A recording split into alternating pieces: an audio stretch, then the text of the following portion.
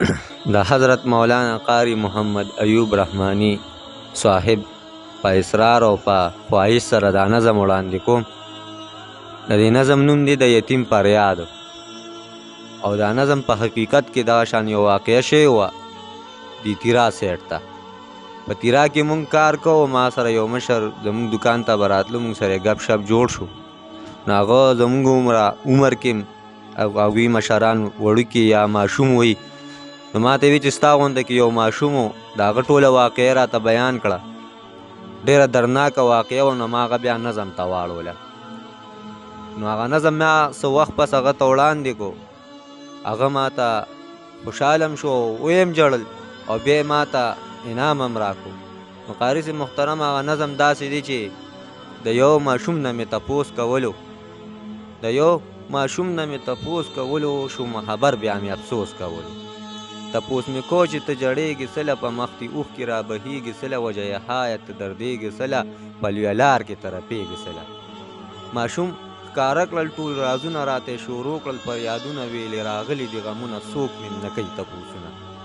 یمه یتیم په ما ظلمونه کېږي، په خور او مور مې ستمونه کېږي، دلته د خان بچي ته سلامونه کېږي، په موږ د کاڼو ګزارونه کېږي.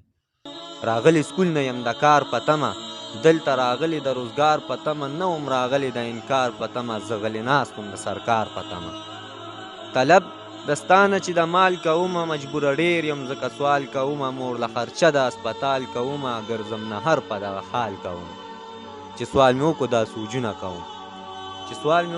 سوجونه کوم، په دې به مور له علاجونه کوم، د خپلې مور به خدمتونه کوم، د خور د پاره مینتونه کوم.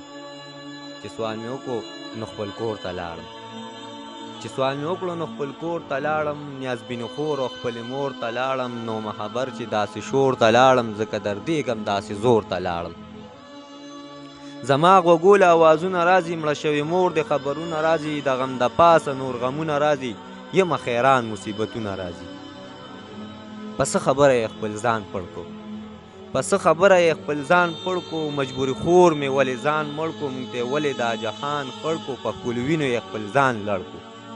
شومه یوازې په جهان داسې، په ما راغلی د خفګان داسې، اوښکې مې ځکه څاڅي په ګریوان داسې، ځکه پردي شو له خپلوان داسې. بس که مې خبر شولې د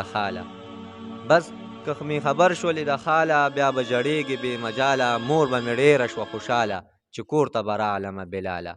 بس که مې خبر شولې د خاله، بیا به جړېږې بې مجاله، مور به مې ډېره شوه خوشحاله، چې کور ته به راغلمه بلاله.